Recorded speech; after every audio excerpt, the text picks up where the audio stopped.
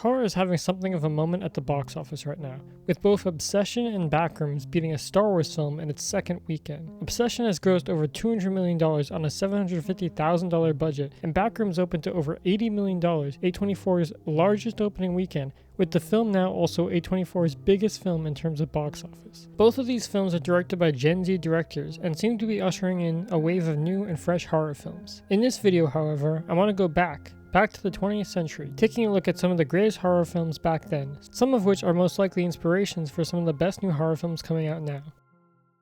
Number 10. Night of the Living Dead. Night of the Living Dead is a zombie horror film released in 1968, directed by George A. Romero. Night of the Living Dead follows a group of people who find refuge from zombies in an isolated farmhouse in rural Pennsylvania. Night of the Living Dead is often credited with popularizing zombies as we know them today in cinema, as well as being a trailblazer for the subgenre of splatter films within horror, a subgenre which focuses on gore and violence in horror. Much of what makes Night of the Living Dead great is its simplicity. The film is, for all intents and purposes, a bottle film, taking place mostly in one location, the farmhouse. The film's main character Ben keeps the plot rolling as he takes charge of the group as its de facto leader, boarding up windows and doors, scheming ways to escape the farmhouse, and using his quick thinking and wits to survive. The film on a technical level is quite impressive for what many consider a B-movie. The film's lighting is atmospheric, making great use of shadows, and the camera work is as frenetic as its action. The film's ending, which I won't spoil, is perhaps one of the most devastating in horror film history, but you'll have to watch the movie for yourself to experience it. Night of the Living Dead is streaming for free on Tubi and YouTube. Number 9. Jaws. Jaws is Steven Spielberg's big breakout film, released in 1975. Jaws is a horror classic about a great white shark that begins to attack and eat people in the waters of the fictional New England town of Amity Island. This causes the sheriff, a marine biologist, and fishermen to go after the shark in open waters. There's not too much to be said about Jaws that hasn't already been said, but it's worth talking about a few things. First of all, Jaws is probably the most iconic piece of music of any horror film. The Jaws theme is so simple yet so effective and builds tension in a scene quite like no other piece of music. Next, it's worth mentioning that this film's pacing is stellar. From opening scene to closing scene, everything fits perfectly. All scenes feel necessary and either move along the plot, develop the characters, or do both simultaneously. Additionally, I want to mention that Jaws has masterful blocking. If you don't know what blocking is, it's the art of positioning the actors in a scene, as well as positioning the camera in relation to the actors. Since most of Jaws is set on a somewhat small boat, getting the blocking right was crucial to being able to give the audience all the necessary information for each scene, and Spielberg nails it. Lastly, for 1975, the mechanical shark used in the film is quite impressive. The film uses the idea of less is more to great effect, showing the shark only when necessary, not only to add tension to scenes, but also in order to sell the effect. If you haven't seen Jaws, I highly recommend it. It's a classic film about man versus nature. Jaws is available to stream on the Starz streaming service currently, as well as being able to rent online wherever you rent films. Number 8. House. House is a 1977 Japanese horror film directed by Nobuhiko Obayashi. House is a film about 7 Japanese schoolgirls traveling to the Japanese countryside to visit the main character's aunt at her eponymous house. As the girls settle into the house, strange things start to unravel and the house starts to attack them via supernatural events. In the years since its release in 1977, House has become a cult classic for its psychedelic visuals utilizing experimental practical effects, as well as its campy tone. House is a very visually unique film, utilizing a variety of visual effects such as stop motion, chroma key compositing, matte paintings, 2D animation, as well as distorted editing and optical effects.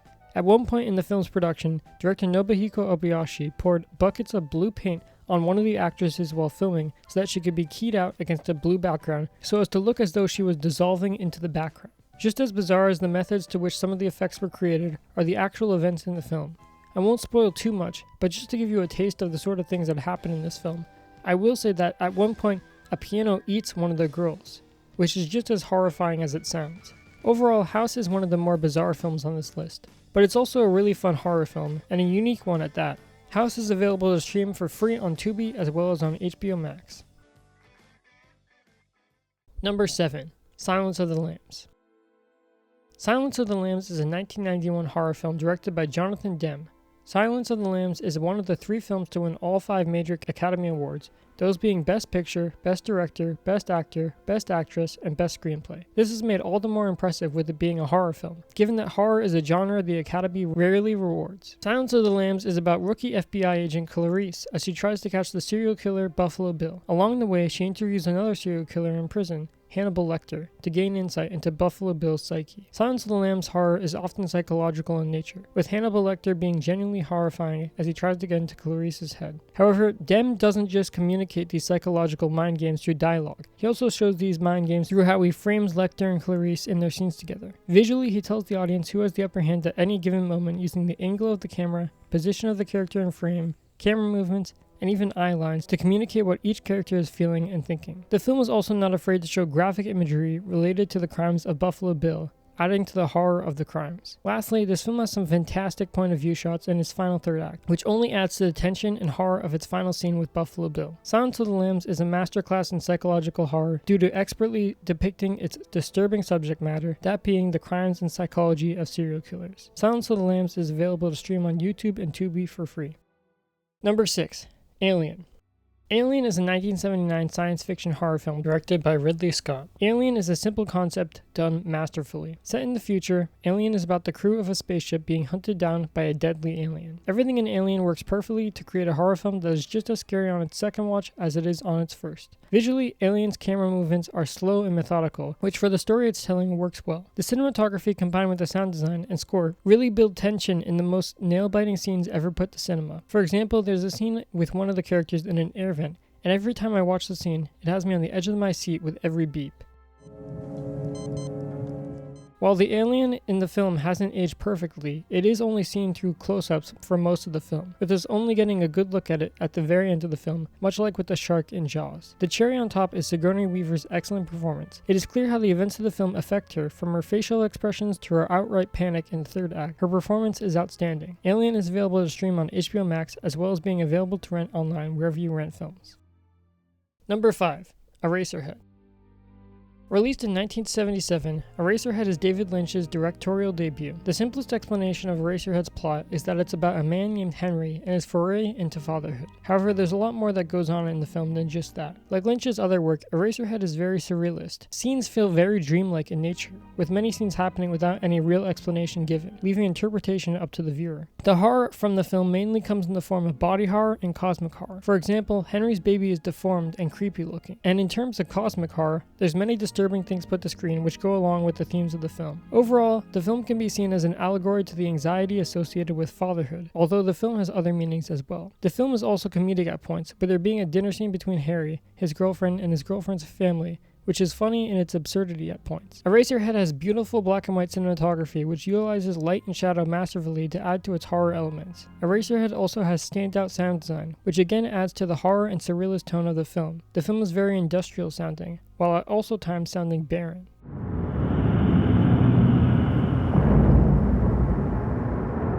Lastly, I just want to mention the stop motion in this film, which is used somewhat sparingly, but really adds to the unique feel of the film. Overall, Eraserhead excels at creating a unique atmosphere and tone, and it's quite unlike any other horror films I've seen. Eraserhead is streaming for free on YouTube and Tubi. Number 4. The Shining.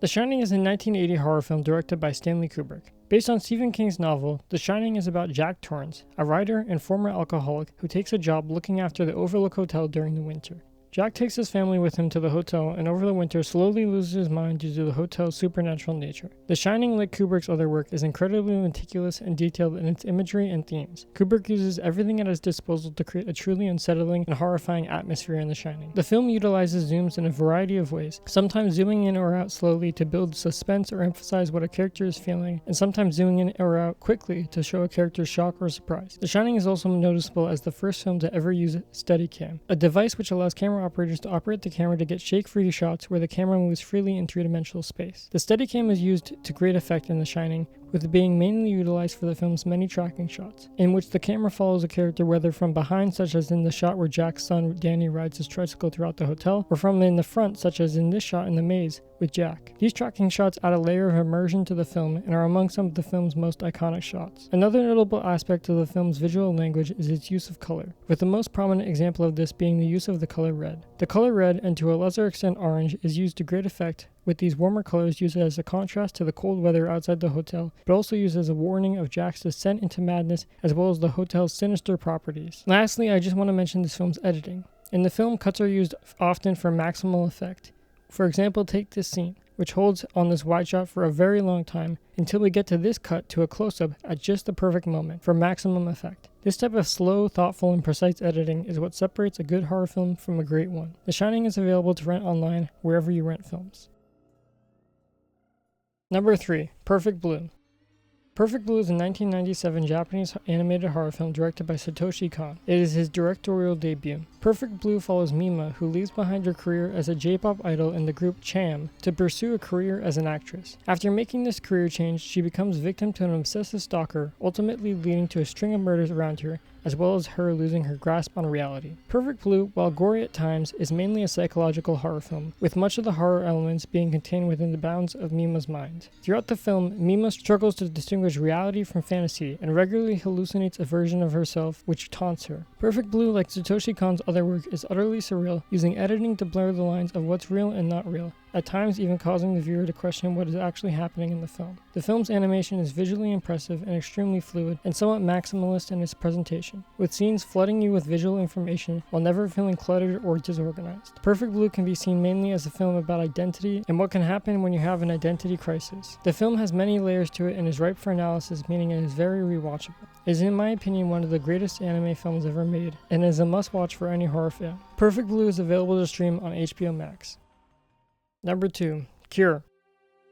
Cure is a 1997 Japanese horror film directed by Kiyoshi Kurosawa. Cure is about a detective who investigates a series of murders where each victim has an X carved into their body, with the perpetrator of each murder having no recollection of having committed the crime. I won't say too much else about the film's plot because it's better to go into the film as blind as possible. The film utilizes many long takes, promoting an emphasis on blocking and composition in favor of constantly cutting to new shots to reveal information. For example, there's a wide shot in this film in which a cop kills another cop in broad daylight, in such a simple yet effective scene. Kiyoshi Kurosawa is able to evoke an eeriness through his sound design, lighting, simple yet effective camera movements, and shot composition throughout the film. Information in the film is drip-fed to the audience, with each reveal being more disturbing than the last, creating an atmosphere that's absolutely spine-chilling. Lastly, I want to mention that the performances in this film are phenomenal. While often subtle, they add to the believability and tone of the film tenfold. Cure is, in my opinion, a masterpiece of slow-burn cinema and an excellent horror film because of the existential dread it fills you with throughout its runtime. Cure is available to rent online wherever you rent films. Number 1. The Thing. The Thing is a 1982 science fiction horror film directed by John Carpenter. Originally critically panned upon its release, John Carpenter's The Thing has since become a horror classic, loved by critics and audiences alike. The Thing is about a group of researchers stationed in Antarctica who encounter an alien life form, aka The Thing, which can assimilate and then imitate other life forms, including humans. The film's horror mainly comes from the tension of knowing that any of the researchers at any time could be The Thing, along with the body horror when the Thing's true form is shown. The film is known for having some of the best looking creature special effects ever, with special effects artist Rob Bottin being only 22 during the production of the film. Other than the special effects, The Thing looks visually stunning, with it being shot in the 35mm Panavision anamorphic format, a format John Carpenter championed. The Thing's cinematography is filled with atmospheric wide shots and moody lighting, with shots being lit by red flares or blue light meant to be stylized moonlight. The sound design for The Thing is also excellent. The Thing's death screech is still cemented in my mind to this day. Lastly, I want to mention that this film's tone is excellent. The film knows exactly what it is and leans into its campiness without sacrificing its tension or horror elements. The Thing is hands down my favorite horror film of not just the 20th century but of all time. The Thing is available to rent online wherever you rent films.